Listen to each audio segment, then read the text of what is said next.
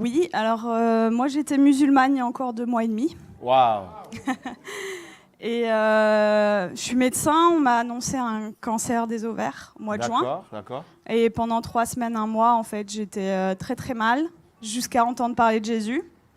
Quoi, j'en avais déjà entendu parler, mais là j'ai été vraiment touchée sur une vidéo comme ça un soir chez moi. Et donc je me suis intéressée à cette personne et en fait j'avais pleuré pendant 3 semaines de tristesse et là je pleurais d'amour. Wow. Et je comprenais pas. Donc j'ai regardé beaucoup de vidéos témoignages sur Jésus et le soir même, c'était le 11 juillet de cette année 2018, wow. Je me suis mise à genoux dans ma chambre pour la première fois de ma vie devant Dieu et j'ai supplié pendant 20 minutes, Jésus, si tu existes vraiment, moi, ça ne me suffit pas d'entendre parler de toi. Je veux te voir. Et je veux te voir d'une façon que plus jamais de ma vie, je vais douter de toi. Et en fait, pendant 20 minutes, j'ai attendu, j'ai supplié à genoux. Et il ne s'est rien passé. Je suis retournée dans mon lit. Et là, j'ai entendu une voix qui me disait « Retourne-toi ». Et j'ai fait ma rebelle. J'ai dit « Mais il n'y a rien, il y a un mur blanc derrière moi ». Et j'ai entendu une deuxième fois « Retourne-toi ».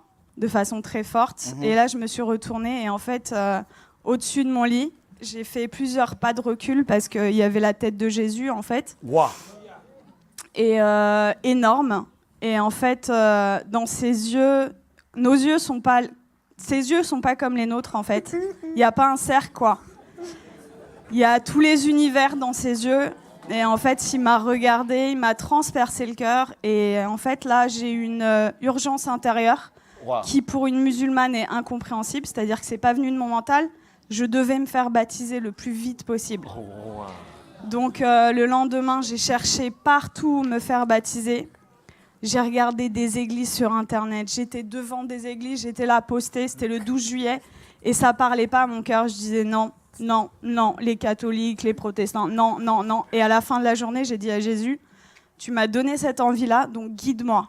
Et donc, il m'a guidée en fait vers des personnes qui font des baptêmes dans des lacs, des piscines, des trucs. Et donc, j'ai été baptisée le 13 juillet 2018.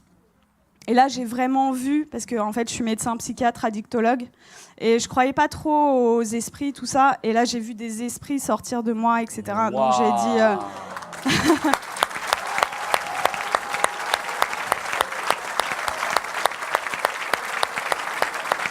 Est-ce que ça vous dérange de venir un peu?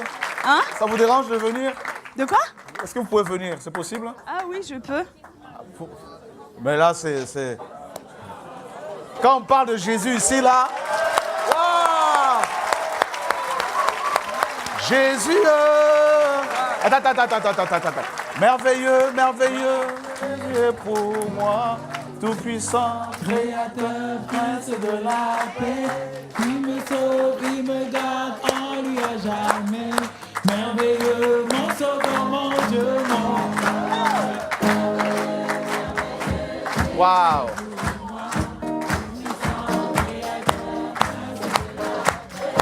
Il me sauve, il me garde en lui à jamais. Merveilleux, merveilleux, Jésus est pour moi. Puissant, créateur, prince de la paix. Il me sauve, il me garde en lui à jamais. Merveilleux, merveilleux, Jésus est pour moi. Tout puissant, créateur, prince de la paix. Il me sauve, il me garde en lui à jamais.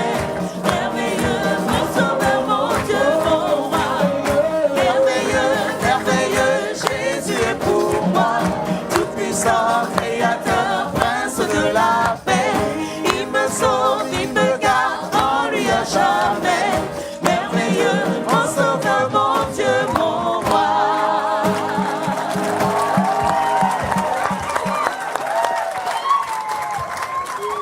Wow. Donc je continue.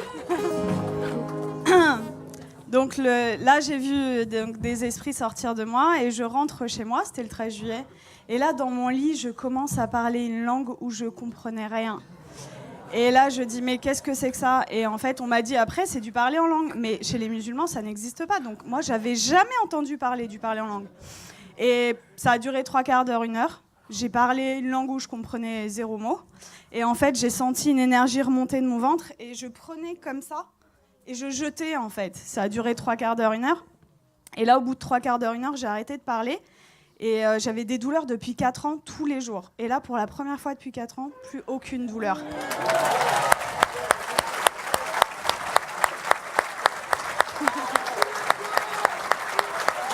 Wow!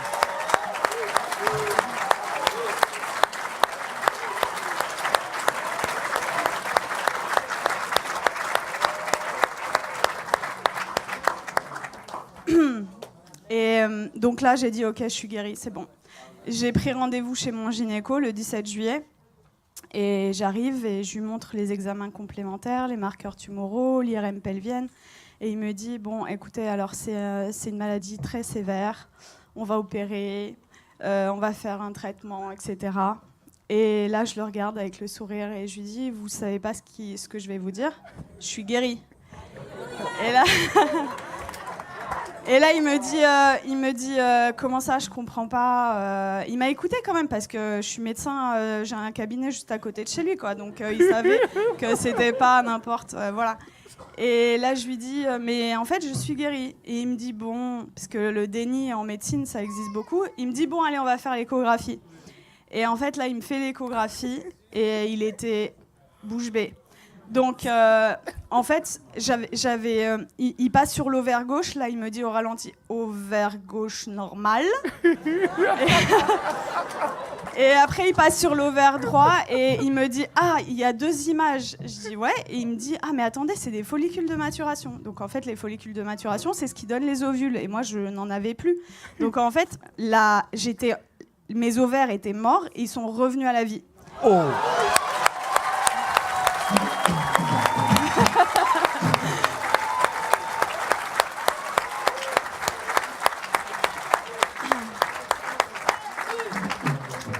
Et là, il retire la sonde et il me dit, vous vous rhabillez, vous allez m'expliquer ce qui s'est passé. Et du coup, je lui raconte en gros que j'ai rencontré Jésus 6 jours avant, qu'il m'a guéri et tout. Et il me dit, bon, écoutez-moi bien. Moi, je crois en Dieu, donc je pense que c'est possible. Je suis juive, donc je pense que c'est possible. Mais vous êtes médecin, attention, gardez ça pour vous. Et là, je lui ai dit, j'ai rigolé. Je lui ai dit, c'est impossible. Je lui ai dit, je veux que le monde entier...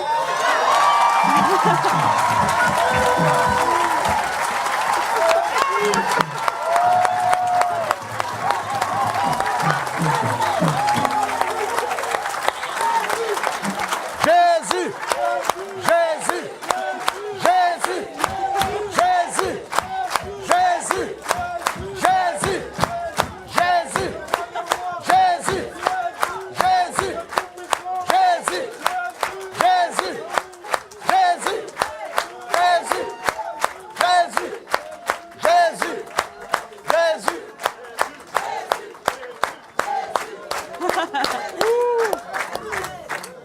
Je lui ai dit, je veux que le monde entier sache que Jésus est vivant.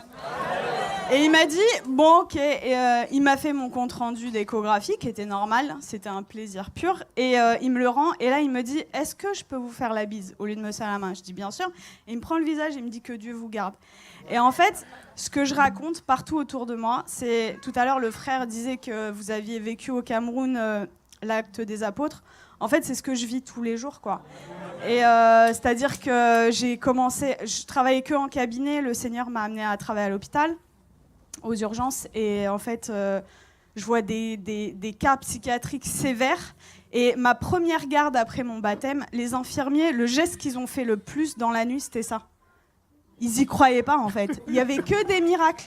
Toute la nuit. Ils n'ont pas compris.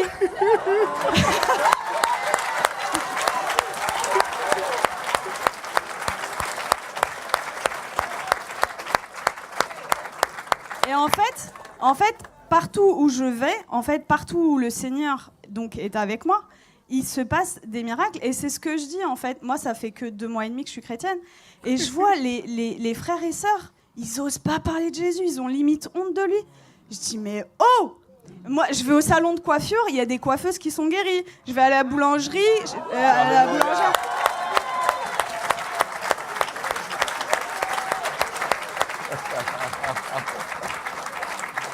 En fait, j'aime beaucoup cette expression. En fait, je dis que le Seigneur, c'est l'antidote à tout. Et le monde entier a le poison. C'est-à-dire qu'ils ne connaissent pas Jésus. Moi, j'ai 33 ans. J'ai attendu 33 ans pour qu'on me parle de Jésus. Mais attendez, mais moi, j'aurais voulu que quelqu'un vienne me parler de Jésus. Vienne me dire, mais attends, la solution à tous tes problèmes, ton malheur et tout, c'est Jésus la solution. Mais personne autour de moi. J'avais aucun chrétien autour de moi. Donc, dans ma famille, ils sont tous musulmans et quelques personnes athées. Et en fait, ils ne comprennent pas du tout ce qui se passe. Mais juste, je voulais vous dire que je vis des miracles tous les jours. Tous les jours, c'est des prodiges de Dieu. Je vais vous raconter juste, il y a quelques jours, ce qui s'est passé, parce que je dois choisir et je ne peux pas tout vous raconter. Donc, il y a ma famille qui était en Algérie pendant tout l'été. Ils sont rentrés et il y a mon oncle, en fait. Il a de l'arthrose sévère au genou. Et je suis arrivée, j'ai raconté ce qui s'était passé cet été, et ils m'ont dit « Ouais, c'est bon, t'arrêtes de nous parler de Jésus. » Déjà, ils ont été tolérants, ils ont accepté d'écouter. Et là, je vois en fait mon oncle, il boite, il a de l'arthrose. Et là, je lui dis « Tonton, est-ce que je peux prier pour toi ?» Il me dit non. Et ma tante, elle lui dit bah, « Pourquoi? Qu'est-ce que t'as à perdre? On va voir si ce qu'elle dit est vrai. » Je dis « Ok. » Et là, le Seigneur m'a donné le verset, vous savez, où il ressuscite une femme et il fait sortir tout le monde, en fait. Donc, en fait, j'ai pris mon oncle, je l'ai sorti du salon, et j'ai prié pour lui. Et en fait, je lui dis, t'as mal à combien? Il me dit, à 7/10. Il boitait. Et donc, je prie le Seigneur, et le Seigneur le guérit. Il me dit, mais j'ai plus mal du tout. Et là, il commence à courir dans toute la maison.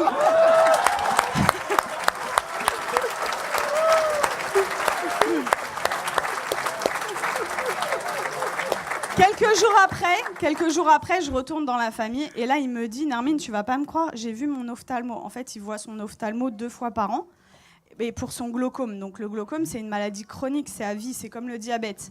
Et il me dit « L'ophtalmo, il n'a pas compris, j'ai plus de glaucome. » Il lui a dit « Je peux pas t'arrêter les 2 traitements parce que voilà, mais j'en arrête 1 sur 2. La prochaine fois, s'il n'y a plus rien, on arrête le 2e, quoi. » Et donc ça, c'était mon oncle. Et mon père, qui a 80 ans, musulman depuis 80 ans. Wow. J'ai été le voir, ça faisait très longtemps que je n'étais pas allée le voir, au moins 6 mois, 1 an. J'ai été le voir jeudi dernier. Et en fait, je lui ai raconté ce qui m'est arrivé. Il a été guéri, j'ai prié pour lui, il a été guéri de ses acouphènes, c'est des bourdonnements. Il avait depuis 10 ans, plus d'acouphènes. Il avait mal au dos, il ne pouvait pas sortir sans ceinture. Plus de ceinture, je l'ai sorti sans ceinture. Il voyait double, il avait une diplopie. Il voyait double quand il mettait pas ses lunettes. Plus de diplopie. Et là, au bout de 2 heures, il me dit « C'est bon, je me donne à lui. »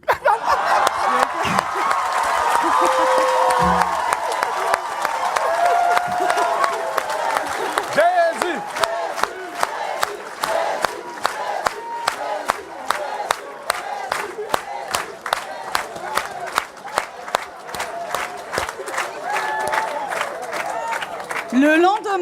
Le lendemain, donc c'était vendredi, là, non, c'était pas hier, c'était vendredi dernier.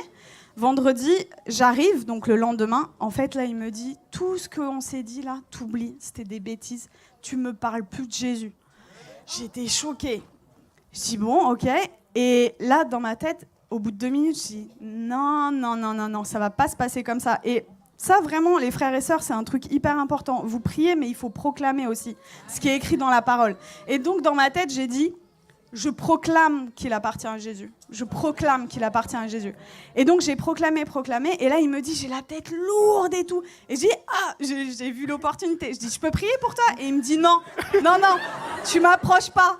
Et donc, en fait, 3 fois d'affilée, en 1 heure, peut-être 3 fois, je lui ai proposé. La 3e fois, il me dit, ça prend combien de temps? Je lui dis 5 secondes. Je dis OK.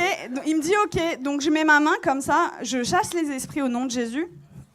Et là, il éternue, mais de façon disproportionnée. Et là, il me regarde et il me dit, c'est parti. Je dis, ah ouais? Et il me dit, tu crois que ça a un rapport avec ta prière? Je dis, bah totalement. Et du coup, on est reparti à parler de Jésus. Je l'ai sorti, on est parti manger ensemble. Ça faisait 20 ans, ça faisait 20 ans qu'on n'était pas sortis ensemble.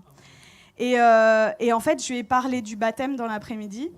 Et dans l'après-midi, il me dit « Ok, je suis OK pour être baptisée. » Donc là, j'étais là, j'ai dit « Je vais te baptiser dans ma baignoire », mais je voulais pas le faire toute seule.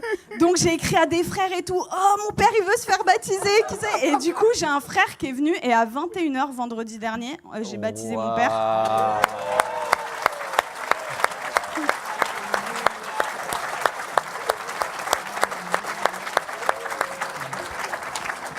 Et voilà, pour vraiment vous dire que rien n'est impossible. Il a 80 ans, il est musulman, jamais. Alors, après ma conversion, le Seigneur m'avait donné une vision où je baptisais mon père. Je disais, OK, Seigneur, mais waouh. Et en fait, ça s'est passé, quoi. Donc, vraiment, ne perdez pas espoir avec vos familles. Tout est possible. Pour nous, c'est impossible, mais pour le Seigneur, c'est possible. Et voilà, vraiment, votre vie, ça devrait ressembler au lac des apôtres, quoi. Donc, vraiment, n'ayez pas honte de parler de Jésus. Qu'est-ce que ça va vous coûter, vous passez à la boulangerie? Vous savez, moi, je suis dans ma voiture, et même sur le périph', j'ai des gens, en fait, je loue le Seigneur, j'ai effacé toutes mes musiques du monde, là, et j'ai mis des louanges. Et donc, je chante et tout. Et même sur le périph', il y a des gens, ils passent sur le périph', ils me font comme ça. Et moi, j'ouvre ma fenêtre et je leur dis « Jésus! Jésus est la réponse !» Et voilà. Et en fait, franchement, si moi, en tant que médecin et venant d'une famille de musulmans, je prends le risque, vous qui avez votre famille, etc., qui croyez, mais osez, quoi. Parler de Jésus tout le temps, parce que... Voilà, j'ai une image qui m'était venue, c'est limite non-assistance à personne en danger, en fait, de ne pas parler de Jésus. C'est l'antidote des antidotes à tout. Et vraiment, quand vous découvrez un antidote et que quelqu'un en face de vous a le poison, ben, vous ne gardez pas l'antidote pour vous, quoi. C'est égoïste. Donc, il faut le partager.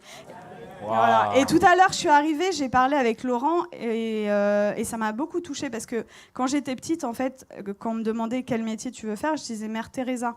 Et dans une famille musulmane, vous imaginez, et ils m'ont dit non, ça va pas être possible. Non, tu vas changer, tu changes.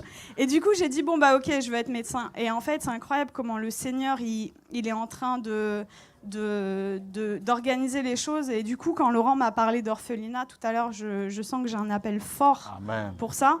Et voilà, on verra comment le Seigneur fait les choses. Mais voilà, Dieu vous aime beaucoup et croyez. Alléluia.